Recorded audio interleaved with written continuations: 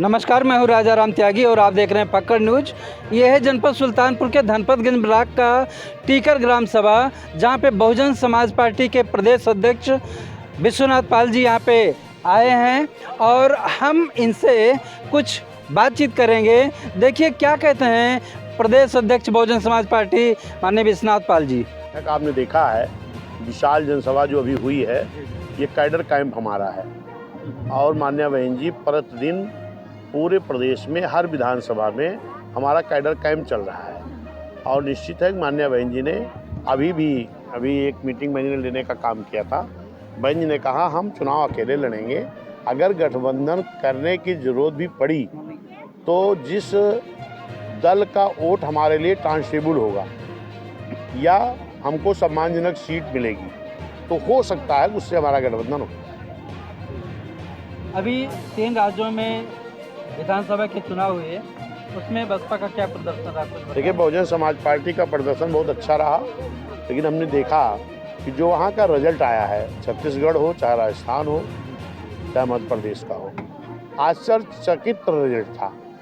जहाँ पर exit poll भी छत्तीसगढ़ में किसी और का दिखाया जा रहा था, मध्य प्रदेश में और किसी का दिखाया जा रहा था, वहाँ भी थोड़े मोड़े वोटों से नहीं, भारतीय जनता पार्टी इतने ज़्यादा वोटों से जीती कि हर आदमी चकित रह गया, आश्चर्यचकित रह गया। तो इस तरीके का रिजल्ट आने का मतलब कि कहीं न कहीं से कुछ न कुछ ईवीएम का खेल चल रहा है। इसी बात को लेकर के सर यहाँ पे लोगों का कहना है कि कितना भी मेहनत कर ले लो, लेकिन ईवीएम की गड़बड़ी हो सकती है, या कितना सही कितना गलत। देखिए, अब हम उसके डर के मारे अपनी मेहनत तो कम नहीं करेंगे और ना हम लड़ाई कमज़ोर करेंगे, लेकिन माननीय बहन जी ने भी हमारे ये कहा है कि अपना संघर्ष मेहनत पूरी तरह करना है, क्योंकि कभी न कभी टीएन सेशन जैसा कोई चुनाव आयोग आ जाएगा या जहां से लोगों को न्याय की उम्मीद होती है, सुप्रीम कोर्ट कभी अगर संज्ञान ले लेगा। जैसे आज जिन देश के लोगों ने ईवीएम बनाया है, उन देश के लोग बैलेट पेपर से चुनाव करा रहे हैं, और अगर इस भारत देश के जितने भी दल हैं, सारे दल के लोगों की एक राय है कि बैलेट पेपर से वोट होना चाहिए, तो ये चीज़ चुनाव आयोग को मान लेना चाहिए। मेरी एक ये राय है। क्यों? क्योंकि जितने भी दल हैं, सारे लोगों को चाहता है कि बैलेट पेपर से चुनाव हो, और हम लोग पूरी मजबूती से तैयारी करेंगे और निश्चित है कि आने वाला चुनाव जो होगा इसमें हमारा अच्छा रिजल्ट आएगा।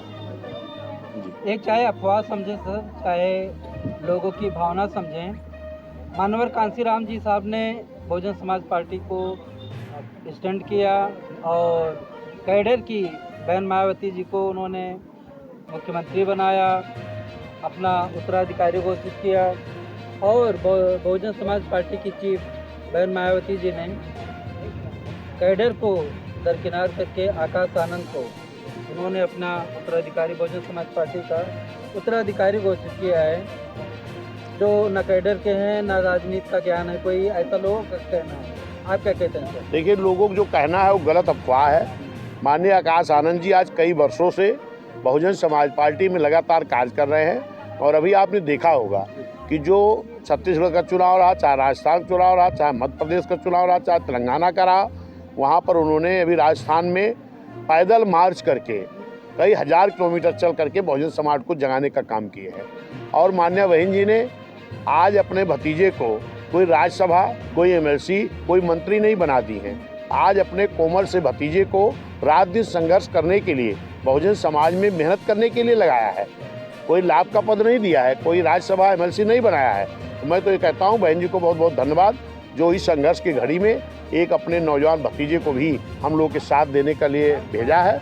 हम माननीय बहन जी का धन्यवाद देता हूँ और भाई आकाश आनंद जी को बधाई देता हूँ। और निश्चित है कि आज जिस तरह बहन जी कहती हैं कि हर संगठन में, चाहे बूथ हो, चाहे सेक्टर हो, चाहे विधानसभा हो, चाहे जिला हो, चाहे मंडल हो, उसमें हम नौजवानों की 50% भागीदारी देंगे। निश्चित है उसी कड़ी में माननीय बहन जी ने, आकाश आनंद एक नौजवान हैं और उनको बहन जी ने भागीदारी देने के लिए नौजवानों को भागीदारी दी है। आज नौजवान, पूरे देश का नौजवान एकत्रित हो रहा है भाई आकाश आनंद जी के साथ में, और जिस ओर नौजवान चलता है निश्चित है उस ओर बड़ी बढ़त होती है। और मैं एक चीज़ कहना चाहता हूँ कि भाई आकाश आनंद जी लगातार मेहनत कर रहे हैं, और परिवारवाद तो वहाँ होता है जो खानदानी कई कई पुश्तों से लगातार अपनी पार्टी को चलाने के लिए जिम्मेदारी सौंप रहे हैं। मान्या बहन जी ने तो एक संघर्ष करने वाले अपने भतीजे को लाई हैं, ना कि उनको मुख्यमंत्री, राज्यसभा प्रधानमंत्री या कोई इस तरह की बनाने की बात की है। इसलिए बहन जी को आभार प्रकट करता हूँ, बहन जी को धन्यवाद देता हूँ, आकाश आनंद जी को बधाई देता हूँ। लोगों का ऐसा कहना है कि अगर चंद्रशेखर आज़ाद से बहन जी समझौता कर लेती हैं तो बहुत अच्छा रहेगा। तो क्या ऐसा कुछ चांस है कि भीम आर्मी चंद्रशेखर आज़ाद से और बीएसपी का कुछ समझौता होने के चांस है? देखिए, लोगों के राय से बहुजन समाज पार्टी नहीं चलती है। माननीय बहन जी ने कहा है कि बहुजन समाज पार्टी गठबंधन कर सकती है जिस दल का वोट ट्रांसफरेबल होगा। जो दल का वोट हमारे साथ ट्रांसफर हो सकता है उसके साथ संतोषजनक सीटों पर गठबंधन हो सकता है। अब वो बहन जी देखेगी कौन किस दल का हमारे साथ वोट ट्रांसफर हो सकता है। रही बात चंद्रशेखर आज़ाद की, ये लोग कोई दल नहीं है। ये तमाम दल आप पिछड़ों में, एससी में, एसटी में जो देख रहे हैं, जब 2007 में बहुजन समाज पार्टी की सरकार थी तो बहुजन समाज पार्टी ने कि हमारे वर्करों ने नारा दिया था कि यूपी की मजबूरी है, मान्य बहन जी जरूरी हैं। तो पूरे प्रदेश के मुस्लिम समाज, पिछड़ा समाज और पिछड़ा समाज, एससी एसटी समाज, न्याय पसंद ब्राह्मण क्षत्रिय वैश्य समाज, गरीब समर्थ समाज ने एक जनता का गठबंधन करके मान्य बहन जी को 2007 में पूर्ण बहुमत की सरकार बनाई थी। और उसके बाद जब सरकार बन गई तो बहुजन समाज के लोगों ने नारा दिया कि यूपी हुई हमारी है, अब दिल्ली की बारी है। जब ये नारा बहुजन समाज ने दिया तो जिनकी बरसों से सरकारें चल रही थी दिल्ली में, उनके सीने और पेट में दर्द शुरू हुआ कि बहुजन समाज के लोग जो नारा देते उसको पूरा कर देते हैं। यूपी की मजबूरी है, बहन जी जरूरी है, तो लोग पूर्ण बहुमत से यूपी में सरकार बना लिए बिना किसी गठबंधन के। अब ये नारा दे रहे यूपी हुई हमारी, अब दिल्ली की बारी है। तो निश्चित है एक साजिश षड्यंत्र के तहत जिस पिछड़ा, जिस अल्पसंख्यक, जिस एससी एसटी, जिस गरीब समर के लोगों को इकट्ठा जनता गठबंधन करके 2007 में सरकार बनाई गई थी, उन पिछड़ों में, एससी एसटी में तमाम दलों को विकसित किया गया एक साजिश के तहत। बाकी उनका कोई मतलब नहीं है। आपने देखा होगा कि एक उदित राज जी थे, उन्होंने भी एक दल बनाया था और उसके बाद उनका नाम पहले रामराज था। उन्होंने अपना नाम उदित राज इसलिए किया कि उनको राम से बड़ी घृणा थी, लेकिन लास्ट में एक एमपी बनने के लिए उसी पार्टी में जाकर शामिल हो गए जो रामराज वाली पार्टी थी। इन लोगों का कोई मकसद नहीं है दल बनाने का, इनका मकसद है कहीं न कहीं से विधायक एमपी बन जाएं। अभी जिस चंद्रशेखर जी की बात कर रहे हो, इन्होंने 22 के चुनाव में जिस दल ने बहुजन समाज पार्टी में जन्मे संत गुरुओं महापुरुषों के नाम से बने जिले को मिटाया, जिस दल ने बैकलॉग की भर्ती को रोक लगाया, जिस दल ने बहुजनों को नुकसान किया, उसी दल से गठबंधन के चक्कर में लगे रहे। अगर नहीं हुआ तो आपने उनका हश्र देखा है। तो ये लोग तो विधायक एमपी के लिए परेशान है। और निश्चित है कि इस देश का जो बहुजन समाज है, जो गरीब सब समाज है, हर समाज के लोग इस देश में एक ही पार्टी को अपनी पार्टी मानते हैं जिसका नाम बहुजन समाज पार्टी है, और एक ही नेता को अपना नेता मानते हैं जिनका नाम मान्या बहन जी। आखिर में एक सवाल सिर्फ, बहुजन समाज को सावधान रहने के लिए आप क्या नसीहत देना चाहेंगे? बहुजन समाज पार्टी का हर वर्कर सावधान है, ये जानता है कि 22 में मेरे साथ साजिश हुई और फिर इधर साजिश की जा रही है।